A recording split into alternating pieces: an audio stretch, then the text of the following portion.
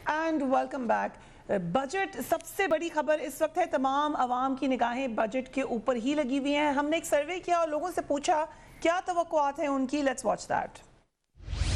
आने वाले बजट से तो हमारे हुकूमत से ये तवक्को है कि कम से कम गरीब के लिए पैकेज दे और ज़्यादा से ज़्यादा अमीरों से जो है ना काट के गरीबों को दे। बजट में गरीब आवाम को आप रिलीफ देंगे तो माजी में आने वाला सारा वोट आपके ये होगा। गवर्नमेंट क्या दे रही है? आज कुछ भी नहीं दे रही है। गरीब आवाम जो जैसी थी, जैसे जी रही है वैसे ही जी रही है, उसका कोई फ़ायदा नहीं होने वाला। कि सुनने में आ रहा है कि ये गरीबों के लिए गरीब दोस्त बजट होगा।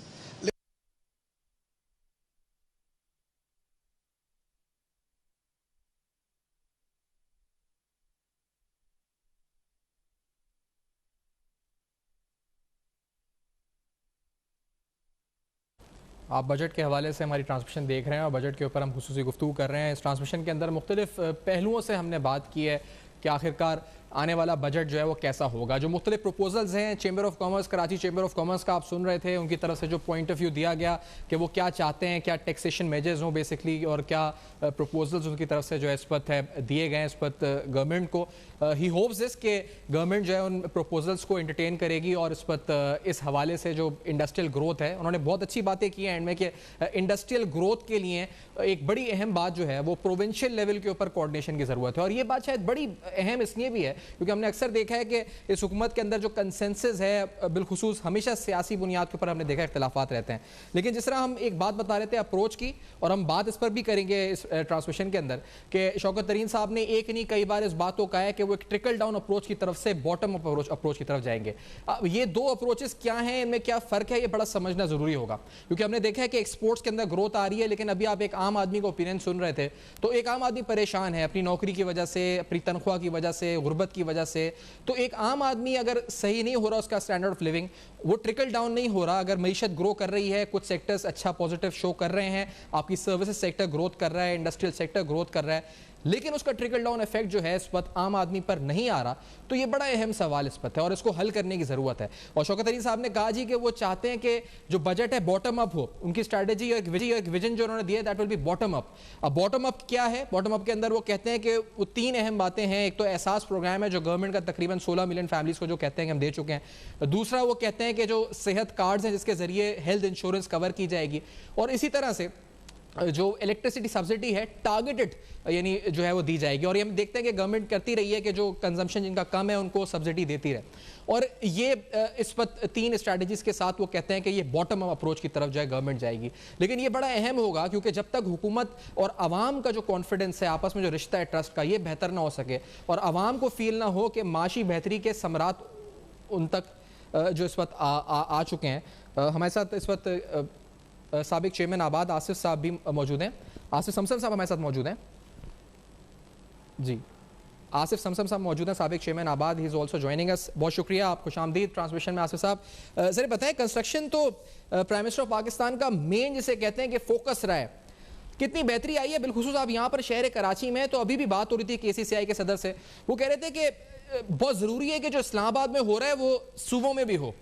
तो ये थोड़ा सा मैं समझता हूँ, आप लोग ज़्यादा बेहतर समझते होंगे कि इस्लामाबाद से बड़े अच्छे पैकेजेस और पॉलिसीज अनाउंस हुई, यहाँ सूबे सिंध में रेगुलेटरी फ्रेमवर्क की वजह से आप लोग काफ़ी परेशान रहे। तो कंस्ट्रक्शन पैकेज के समरात सही तौर पे यहाँ पर कराची के और मजमूई तौर पर पूरे सिंध के बिल्डर्स को हासिल हो सके? आसिफ साहब, बिस्मिल्लाहिर्रहमानिर्रहीम। मैं इसको एग्जांपल यहाँ से शुरू करूँगा।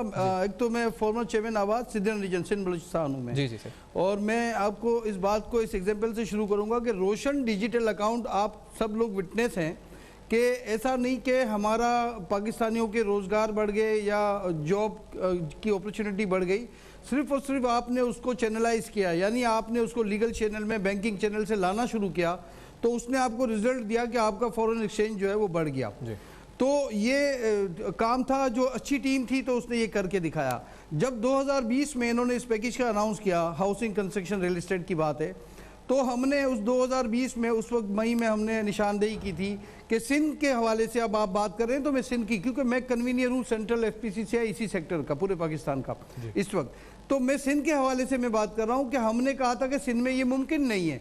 यानी ये जो आपने बात की कि जो इस्लामाबाद की पैकेज की बात कर रहे हैं या बाकी सूबों की कर रहे हैं, तो इस्लामाबाद में भी मैं नहीं समझता कि इतनी कोई आइडियल पोजीशन है, सिवाय लाहौर के या केपीके में ईस्ट टू डूइंग बिजनेस ये सेक्टर चला गया है, उसकी एनओसीज मिलना शुरू हो गई हैं। आप थोड़ी वजाहत भी करते जाएं साहब, किस चीज़ की सूरत हाल बेहतर नहीं है? जी मैं बिल्कुल, आप मुझे मौका देंगे मैं बिल्कुल आपको ब्रीफ करूंगा। क्या बेहतर नहीं है? जी देखें, बात ये है कि जब ये 18वीं तरमीम जब के बाद जो है इस सेक्टर के हवाले से काफ़ी चीज़ें वो हैं जो रिलेटेड हैं सिंध गवर्नमेंट से, यानी approvals Sindh building control authority जो है वो सिंध गवर्नमेंट के अंडर में है। इसी तरह से हम जब बात करेंगे नया पाकिस्तान के जो प्रोजेक्ट सिंध में आने जा रहे हैं उनके हवाले से रोड इंफ्रास्ट्रक्चर, गैस, बिजली, पानी और जो सिविक फैसिलिटीज़ हैं, क्योंकि ऐसा तो मुमकिन नहीं है कि 27 लाख 24 लाख में आप घर अनाउंस कर दें और लोगों को उस जगह पे घर दे दें जहां बाद में रोड इंफ्रास्ट्रक्चर और ट्रांसपोर्ट उसको ना मिले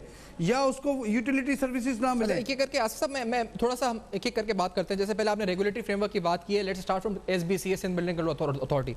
तो कितने अभी प्रोजेक्ट्स जो आप लोगों ने, प्राइम मिनिस्टर ने जो अनाउंस भी किया था कि आपको सोर्स ऑफ रेवेन्यू डिक्लेयर नहीं करनी होगी और ये फायदा था, उस बुनियाद पे आप कह रहे हैं कि शायद पंजाब में ज्यादा फायदा हुआ है तो हुआ है, लाहौर वगैरह में, यहाँ पर नहीं हुआ। तो यहाँ पर कितने पाइपलाइन में फंसे हुए प्रोजेक्ट आपके रेगुलेटरी फ्रेमवर्क की वजह से कि यहाँ पर अभी नक्शा ही पास नहीं हो रहा या जो लेआउट मंजूर नहीं हो रहा या फला रेगुलेटरी अथॉरिटी ने रोका हुआ, फला ने रोका हुआ, कितने होंगे मंसूबे पाइपलाइन में? दो बातें हो गई, एक आपने बात एमनेस्टी की, एक बात आपने की अप्रूवल्स की कि अप्रूवल्स जो है।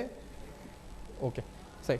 आवाज आ रही है? अली नासिर साहब भी साथ हैं हमारे। अली नासिर साहब आप साथ हैं? अली नासिर आप भी जी बात करना चाहें तो?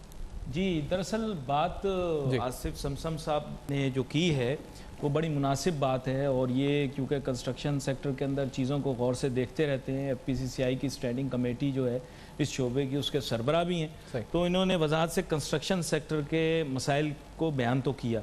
एक जो बहुत बड़ा मसला है सैफान साहब, मैं चाहूँगा उसको भी मैं हाईलाइट करता चलूँ, वो कुछ वजह ये बनी है कि हुकूमत ने जो बहुत बड़ा एक प्रोजेक्ट डिवाइस किया था कि 5 मिलियन होम्स बनाएंगे और 1 करोड़ मुलाजमतें जो है जनरेट करेंगे, वो खटाई में इसलिए पड़ा क्योंकि पहले 2-3 साल सिर्फ इस चीज़ पर वर्किंग होती रही कि हमारे मुल्क के अंदर मॉर्गेज फाइनेंसिंग कैसे होगी। एग्जैक्टली देखें, ये एक बहुत बड़ा मैं कहूँगा कि सेटबैक रहा प्राइम मिनिस्टर की विजन को, कि जो लोग उन्हें एडवाइस कर रहे थे उन्होंने उनको शायद गालिबन ये तासुर दिया कि हमारे मुल्क के अंदर कंस्ट्रक्शन सेक्टर जो है वो इस वजह से फ्लरिश नहीं कर रहा क्योंकि हमारे मुल्क में मॉर्गेज फाइनेंसिंग नहीं है, जबकि ये इशू था ही नहीं। पाकिस्तान के अंदर वैसे भी हमें और लोगों को मकरूज बनाने की ज़रूरत नहीं है।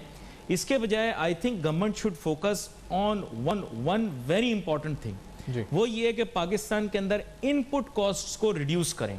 मेरे ख्याल से आसिफ समसम साहब भी इस चीज़ को शायद इंडोर्स करें कि हमारा एक मुनफरिद मुल्क है जहाँ पे कंस्ट्रक्शन इंडस्ट्री इतनी सारी एम्प्लॉयमेंट प्रोवाइड करती है, इतनी सारी इकोनॉमिक कंट्रीब्यूशन करती है, लेकिन स्टील इतना महंगा है कि आप तसव्वुर नहीं कर सकते, सीमेंट इतना महंगा है कि आप तसव्वुर नहीं कर सकते। बिल्डर्स के लिए हम टर्म यूज करते हैं माफिया और इनको इंसल्ट करते हैं, जबकि इनकी जान भी खतरे में ब्रेक की तरफ बढ़ना है। जी एक ब्रेक लेना है, तो हम ब्रेक के बाद आते हैं। आसिफ समसम साहब साथ हैं। आसिफ समसम साहब रुक गए थे उस पर जब रेगुलेटरी फ्रेमवर्क की बात भी हो रही थी, तो जोड़ेंगे कि वो कहां पर उनको खलल आ रहा है, क्योंकि बड़ा अहम नंबर है। कुछ नंबर्स मैंने इस पर निकलवाए थे फेडरल बोर्ड ऑफ रेवेन्यू से कि कितने प्रोजेक्ट्स मंजूर हुए हैं कंस्ट्रक्शन पैकेज में ओवरऑल, तो पाइपलाइन में कितने सूबा सिंध में, ये जानना बड़ा जरूरी है कि यहाँ से हर्डल्स क्या हैं इस वक्त इन बिल्डर्स को जो फेस कर रहे हैं। इस ब्रेक के बाद हमारे साथ रहेगा।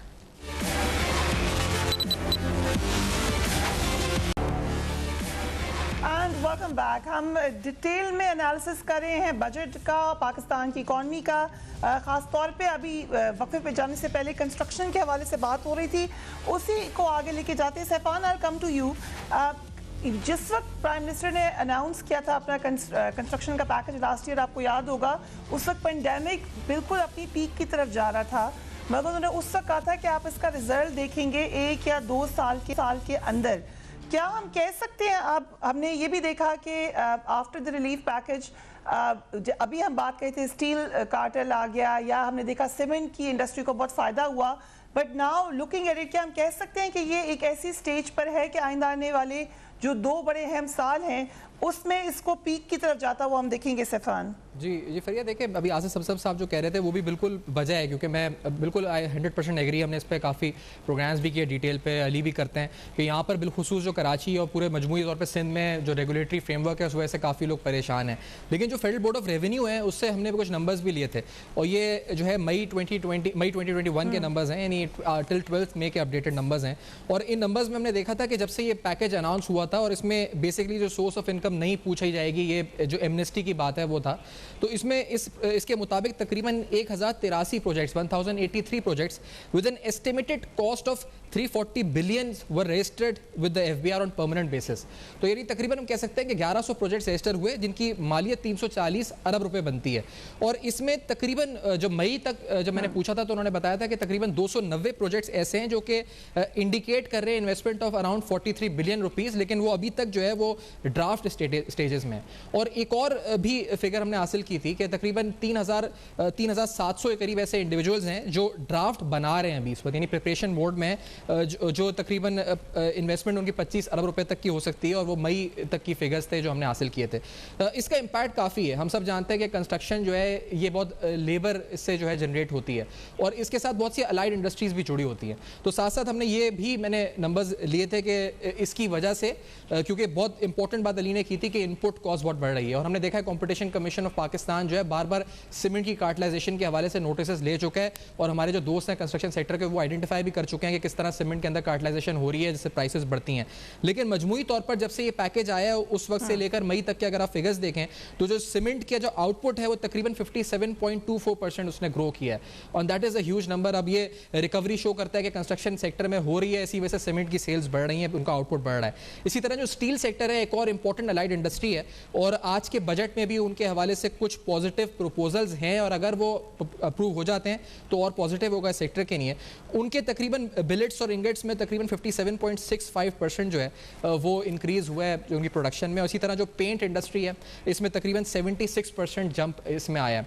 तो डेफिनेटली अगर हम कहें तो कंस्ट्रक्शन पैकेज के समरात तो आए हैं, डेफिनेटली आए हैं, लेकिन आसिफ समसम साहब जिस पहलू पर वो निशानदेही कर रहे थे, अगर हम वो आगे बढ़ाएं तो यहाँ से वो भी बड़ा इंपॉर्टेंट है कि यहाँ सूबा सिंध में, क्योंकि ये सिंध और सिंध रीजन के, साउदर्न रीजन के चेयरमैन भी रह चुके हैं, यहाँ बड़ी मुश्किलात हैं बिल्डर्स को, और यहाँ पर बेसिक मुश्किलात रेगुलेटरी फ्रेमवर्क की वजह से। सिंध बिल्डिंग कंट्रोल अथॉरिटी में नक्शे फंसे हैं, रिश्वत का बाजार गर्म है, एक एक नक्शे के ऊपर लाखों रुपये मांगे जाते हैं अप्रूवल के लिए। ये वो जो समसम साहब बेहतर रोशनी भी डाल सकते हैं साहब, ये मसले हैं, और ये नंबर्स क्या ज़्यादातर लाहौर के हैं, किधर के हैं जो हम ये एफबीआर बता रहे हैं हमें?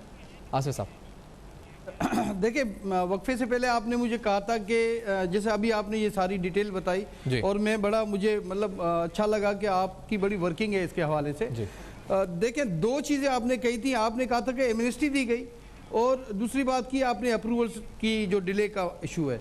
अच्छा, एमनेस्टी का जो परसेप्शन है वो पहले दिन से ही मैं समझता हूँ कि जिनकी जिम्मेदारी थी उन्होंने उसको सही पब्लिक तक जाने नहीं दिया। एमनेस्टी इमरान खान साहब ने दी उस कोविड के हालात को देखते हुए कि अगर उनको लगता है कि सबसे कम एसओपीज और सबसे ज़्यादा रोजगार और लोकल इंडस्ट्री को सपोर्ट करने वाला सबसे बड़ा सेक्टर हाउसिंग कंस्ट्रक्शन सेक्टर हो सकता था, तो उन्होंने कोविड के उन जो मामलात थे उसमें उसको देखते हुए वो एमनेस्टी अनाउंस की कि जो बंदा जिसका पैसा डिक्लेयर्ड नहीं है वो इस सेक्टर में काम करेगा तो उससे ये नहीं पूछा जाएगा सोर्स ऑफ इनकम आपकी क्या है। जैसे अभी आपने फिगर्स बताए एफबीआर के, कि एफबीआर में इसमें भी दो बातें मिक्स हो गई हैं। एक, एफबीआर में वो प्रोजेक्ट रजिस्टर्ड हो रहे हैं जो एफटीआर के तहत हो रहे हैं, एफटीआर का मतलब है फिक्स्ड टैक्स रिज्यूम, और दूसरे उन प्रोजेक्ट की बात हो रही है जिन्होंने एमनेस्टी क्लेम की है, एमनेस्टी क्लेम की है। देखिए, एमनेस्टी को हमारे सर पे डालना, हम तो सारे टैक्स पेयर लोग हैं, चाहे हमारा चैम्बर में भी चेयरमैन रहा हाउसिंग कंस्ट्रक्शन, चाहे उसमें भी वही बात कहते थे चैम्बर वाले हमसे कि हम तो टैक्स पेयर लोग हैं, तो ना चैम्बर को कोई बेनिफिट था, ना एफपीसीसीआई के लोगों को, ना आबाद के लोगों को। ये तो इंसेंटिव दिया गया पाकिस्तान की इकोनॉमी को चलाने के लिए, पाकिस्तान की मईशत। लेकिन संसद साहब, ये दोनों सूरतों में, यानी फिक्स टैक्सेशन हो या फिर एमनेस्टी हो, 340 अरब के प्रोजेक्ट ये दोनों मिक्स है। ठीक है, चलें, 340 अरब के तो रजिस्टर हो गए ना, 1083 ये तो नंबर है इस वजह से। ये बहुत अच्छी बात है। आप ये क्या कह रहे हैं कि ये क्या सिंध में नहीं हुए, आप कह रहे हैं ज्यादातर पंजाब में हुए या उधर केपी में हुए, किधर हुए ये सारे? देखिए, मैं आपको यूं इसकी बता दूं कि अगर नंबर से बता सकें तो ज्यादा बेहतर होगा। जी, देखिए, पैकेज से पहले अगर पैकेज से पहले 200 प्रोजेक्ट अप्रूव होते थे सिंध में, तो पैकेज के बाद वो 50 से भी कम हो गए। क्यों? ये इसलिए कि जो आपने बात की या आपने बात की कि 30 दिन 45 दिन में वो इंश्योर करेंगे कि आपको एनओसी मिले, तो हमारी यहाँ तो 17-18 एनओसी हमको बाकी अदर देन एसबीसीए लेनी पड़ती हैं। फिर एसबीसीए में जो हाल है, जो बायलॉज का हमारा सबसे बड़ा मसला क्या है कि बायलॉज की जो कमेटी बनती है उसमें हम मीटिंग्स करते हैं, फैसले नहीं होते, यानी ओवरनाइट हो जाना चाहिए जिस बात को वो सालों तक नहीं होते। तो हम किस तरह से ये सारी चीज़ें क्लियर कर सकते हैं जब हमें ईज टू डूइंग बिजनेस नहीं है, अप्रूवल्स अगर डिले हैं। सिंध में मैंने कहा कि लाहौर में तो ये प्रैक्टिस नहीं थी, एलडीए के पास इतनी बड़ी मतलब एलडीए का वो विलिंग है, काम करना चाह रही है, कर रही है, लेकिन वहाँ 250 के करीब यानी 230 से ज़्यादा प्रोजेक्ट उन्होंने अप्रूव किए उस पैकेज के बाद। हमारे यहाँ उससे भी कम हो गए जो पैकेज से पहले होते थे।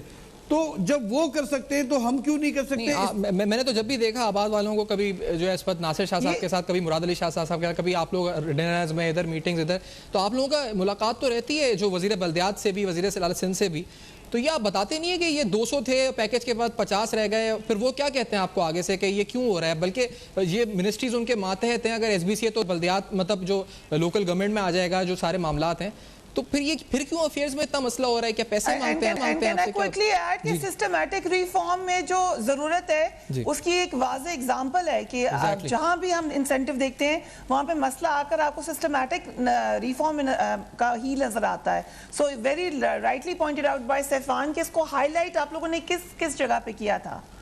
देखें, सॉरी मैं इंटरप्ट कर रहा हूँ, बात ये है कि आपने कहा कि सीएम से आपकी बात होती है, नासिर शाह से बात होती है, हमारी सबसे बात होती है, हमारी टीम सबके साथ कोऑर्डिनेशन में। लेकिन मैं फिर आपसे कहता हूँ कि एक माइंडसेट है, यानी हमको लगता है कि जैसे फेडरल की 3 एनओसीज हैं जिसमें सुई गैस है, सिविल एविएशन है और एयरफोर्स की एनओसी है, उसका भी आप ड्यूरेशन देख लें। जब 1 फरवरी में कहा गया कि सिविल एविएशन की एनओसी लेने की जरूरत नहीं, हमने ये एसआरओ निकाल दिए, तो वो भी कराची को टच नहीं करता क्योंकि हम डाउनटाउन के लोग हैं। वर्टिकल तामीरात कराची में होती हैं, सारा डाउनटाउन एरिया कराची का वो फनल एरिया है। फनल एरिया में आज भी एनओसी की वही कंडीशन है जो इस पैकेज से पहले या इस एसआरओ से पहले थी। तो काफ़ी चीज़ें ऐसी हैं जो देखें, मैं समझता हूँ कि फेडरल गवर्नमेंट को जब उन्होंने 2020 सीमेंट आउटपुट क्यों बढ़ा है 57%, स्टील आउटपुट बढ़ रहा है 57%, पेंट 76% ज़्यादा बिक रहा है। हम ये तो नहीं कह सकते कि सिर्फ पंजाब में बिक रहा है सीमेंट, सिर्फ पंजाब में पेंट बिक रहा है, सिर्फ पंजाब में स्टील बिक रही है। क्या कराची में कोई स्टील नहीं खरीद रहा, कोई सीमेंट नहीं खरीद रहा, कोई पेंट नहीं खरीद रहा? अगर 200 से 50 रह गए प्रोजेक्ट तो ये मैं किस तरह मानूं इन नंबर्स को सामने रखते हुए? नहीं देखिए आसिफ साहब जी, ये मैं आपको एक बात बताऊं कि आज अगर कोई स्ट्रक्चर बन रहा है तो वो स्ट्रक्चर आज से 1.5 साल 2 साल पहले की अप्रूवल होती है, वो आता है स्ट्रक्चर पे आज, ठीक है।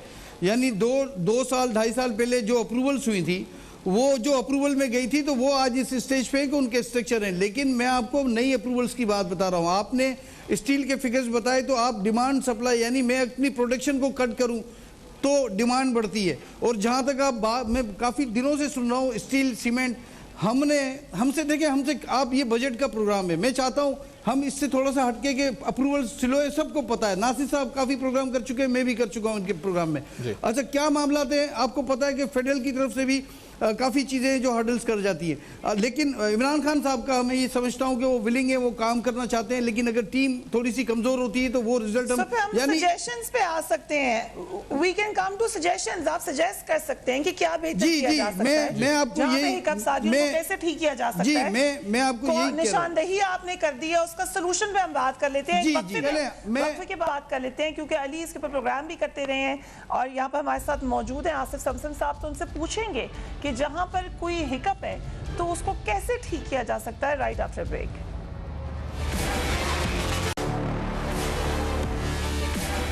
And welcome back. हुकूमत ने कल इक्तिसादी सर्वे रिपोर्ट भी जारी की। अगर निगाह डालें खासतौर पे, क्योंकि हम बात कंस्ट्रक्शन के हवाले से कर रहे थे, उस पर ही नजर डालते हैं। रोशन डिजिटल अकाउंट में $1 बिलियन से ज़ायदा आ चुके हैं according to this survey. Gas, बिजली, तामीराती और ज़राई शोबे में हमने मराद दी। कोरोना वबा की वजह से 2 करोड़ अफराद बेरोज़गार हो गए। हुकूमत ने तामीराती और ज़राई शोबे को मराद दी। तामीराती शोबे के लिए वज़ीर आज़म ने IMF से मराद ली।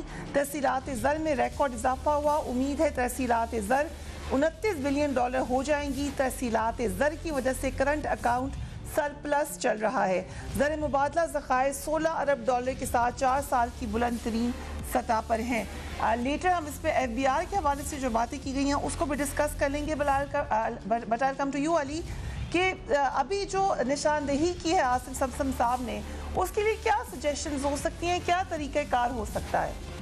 देखिए, एक तो कंस्ट्रक्शन इंडस्ट्री के पर्सपेक्टिव से जो उन्होंने बातें की हैं वो तो बहुत ही अहम है, और बिलखुसूस जो उन्होंने बताया कि कराची शहर के अंदर और सिंध में SPCA का किरदार है उसको रिव्यू करना बहुत ज़रूरी है। माजी के अंदर वफाक भी इसके अंदर अपना किरदार प्ले करता रहा है, क्योंकि पिछली दफ़ा जब कंस्ट्रक्शन बूम आया था कराची के अंदर तो बाकायदा तौर पर वज़ीर आज़म शौकत अजीज़ साहब पर्सनल इंटरेस्ट लिया करते थे, तब SBCA को KBCA कहा करते थे, और KBCA की बाकायदा वो अपने पास बुलाकर जो है KBCA के चीफ कंट्रोलर को और उनसे पूछा भी करते थे और कभी कभी सरजनिश भी किया करते थे। महातीर मोहम्मद साहब की मैं एक मिसाल दूंगा, और वज़ीर आज़म इमरान खान साहब आपका प्रोग्राम भी देखते हैं, अब तक भी देखते हैं बड़े गौर से, तो उनके लिए ये सजेशन है कि महातीर मोहम्मद साहब जब अपने मुल्क के अंदर मलेशिया में रेवोल्यूशन लेकर आए थे कंस्ट्रक्शन इंडस्ट्री के अंदर, तो तब अप्रूवल नहीं होते थे वहाँ पर, और अप्रूवल्स जो थे बड़े डिलेज़ का शिकार थे, क्योंकि मलेशिया में करप्शन तब भी बहुत ज़्यादा थी, अब भी बहुत ज़्यादा है। लेकिन महातीर मोहम्मद साहब ने इसको ठीक करने के लिए ये किया कि उन्होंने कंपल्शन लगा दी। उन्होंने कहा कि अगर बिल्डर आपके पास अपना प्लान सबमिट कर देता है, आप उसे NOC या अप्रूवल जो है with in A stipulated time अगर नहीं देते तो वो फिर आपके पास अप्रूवल लेने के लिए नहीं आएगा, वो ऑटोमेटिकली उसका केस अप्रूव हो जाएगा, वो अपना काम शुरू कर देगा। तो इससे फिर फ़ायदा ये हुआ कि आज आप जाएं तो मैच स्टिक्स की तरह बिल्डिंग्स जो हैं मलेशिया के अंदर बनी हुई हैं, और उसकी वजह से बहुत सारे लोगों को एम्प्लॉयमेंट मिली। साथ ही साथ सजेशंस की जो मैं बात करूंगा वो एक बड़ी ही अलार्मिंग चीज़ है। अलार्मिंग चीज़ ये है कि देखें, ये जो 50 लाख घर बनने थे ये ज़्यादातर गरीब लोगों के लिए बनने थे। अभी कंस्ट्रक्शन बहुत ज़्यादा हुई है, बेशक पाकिस्तान में, पूरे पाकिस्तान में कंस्ट्रक्शन हुई है, पूरे पाकिस्तान में रियल एस्टेट और प्रॉपर्टी डेवलपमेंट का काम हुआ है, लेकिन अनफॉर्चुनेटली ये लोअर क्लास के लोगों के लिए या अफोर्डेबल हाउसिंग में काम नहीं हुआ। ये मिडिल और अपर मिडिल क्लास के लिए हाउसिंग क्रिएट की गई है, जिसका सप्लाई गलत तैयार हो गया है। एक बड़ी मशहूर शख्सियत है पाकिस्तान की, जिनका मैं नाम नहीं लूँगा, उनको सिर्फ इशारतन कहूँगा, पीर बाबा। आपको पता होगा कराची के मुजाफाती इलाके में भी ले लें नाम, आप ले लें, अभी पहली शख्सियत का नाम ही लिया, इनका ले लें। नहीं, मैं उनको पीर बाबा कह देता हूँ, लोग समझ जाते हैं, वो रेगिस्तान में भी पानी निकाल लेते हैं, वो उनमें बड़ा कमाल है। अभी उन्होंने जो है ना, मतलब ये कि अब उन्होंने इतना ओवर सप्लाई वहाँ पे क्रिएट किया हुआ है। देखें, उन्होंने वहाँ पे ओवर सप्लाई क्रिएट किया हुआ है, कराची में ओवर सप्लाई इतना ज़्यादा है कि आप सोच नहीं सकती। अभी तक तो सरमायाकार सरमाया लगा रहे हैं, क्योंकि यहाँ पे स्पेकुलेटर आ गए हैं। ठीक है, आगे जाके अगर ये बबल बर्स्ट हो गया तो जो हमारे बिल्डर्स हैं उनका पैसा नुकसान, उस पर नुकसान हो सकता है उनको, तो इसके बारे में गवर्नमेंट को सोचना पड़ेगा जी। जो कि हो, जिसका खदशा है, हमने बड़े बड़े ममालिक में ऐसे होते हुए देखा है। कम टू यू आसिफ समसम साहब, क्योंकि सजेशंस की बात हो रही है, निशानदेही आपने कर दी, अली कह रहे हैं कि बिल्कुल आपने ठीक निशानदेही की है, लेकिन सोल्यूशन भी बताएं साथ। जो हमारी नीड है, असल में चीज़ें मिक्स हो जाती हैं। बिल्डर्स की नीड क्या है, पहले मैं वो आपको बताता हूँ। बिल्डर्स की नीड एमएनएसटी नहीं है। एमएनएसटी पाकिस्तान के इकोनॉमी को चलाने के लिए थी, और उनके लिए थी जिनका पैसा डिक्लेयर्ड नहीं था। हमारी नीड है कि एफटीआर में जो टाइमलाइन लगाई जा रही है बार बार आईएमएफ की वजह से लगाई जा रही है, तो मैं समझता हूँ आईएमएफ की भी नाजायज शराइत को तस्लीम नहीं करना चाहिए। एफटीआर से रेवेन्यू बढ़ता है एफबीआर का, और पीस ऑफ माइंड होता है बिजनेस करने वाले को। तो ये जो आपने फिगर्स दिए ना कि जितने अरब्स के आपने फिगर दिए एफबीआर में, उसमें ज़्यादातर प्रोजेक्ट वो एफटीआर के रजिस्टर्ड हैं, और उसको वो टाइमलाइन लगा रहे हैं। जब एक चीज़ राइट डायरेक्शन पे जा रही है तो उसको 6 माह एक्सटेंड करना, फिर 6 माह के बाद थ्रेड, फिर 6 माह एक्सटेंड करना, फिर 6 माह के बाद थ्रेड। तो ये फेडरल लेवल का काम है, उस एफटीआर को हटाया जाए। ठीक है, उनकी मुश्किलात हैं आईएमएफ की वजह से, लेकिन उनको बात करनी चाहिए। एक बात। दूसरी बात ये कि सरिये और सीमेंट का बहुत आसान हल है। मुझे याद है कि आज से 3 साल पहले भी जब ये मामला उठा था, सरिये लगी थी, तो हमने सरिये वालों से कहा था कि आप उसको कम करें।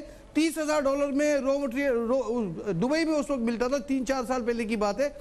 तो तो हमने कहा था कि प्राइस कम करें। सर एक मिनट। तो उन्होंने प्राइस कम नहीं की, तो हमने इंपोर्ट शुरू कर दी। फिर इन्हीं लोगों ने जाके एफबीआर में जाके हम पे आरडी और एआरडी लगा दी। Unfortunately, सिर्फ 30 seconds रह गए। सफान, you can wrap this up. हमें रिपोर्ट करने की इजाजत दी जाए। क्योंकि जो उन्होंने रिकमेंडेशंस दी हैं, सजेशंस दिए हैं, प्राइम मिनिस्टर इस वक्त फोकस रखते हैं इसके ऊपर। मैं बहुत सी चीज़ें थी, हम क्योंकि ट्रांसमिशन जारी रहेगी, इसमें हमने देखा था एक सब्सिडी थी 30 अरब रुपए की लो कॉस्ट हाउसिंग के लिए। फाइनेंसिंग के हवाले से एक मॉडल तैयार किया गया था मॉर्गेज के, उस पर अली ने बात भी की थी पहले, लेकिन वो क्यों नहीं सक्सेसफुल हुआ, या हुआ तो कहाँ पर खड़ा हुआ है इस वक्त। कल शौकत तरीन साहब ने जो स्मॉल एंड मीडियम एंटरप्राइजेस की financing, we will be back at 4 p.m. inshallah, all of us. We will see you then. Take care of yourself.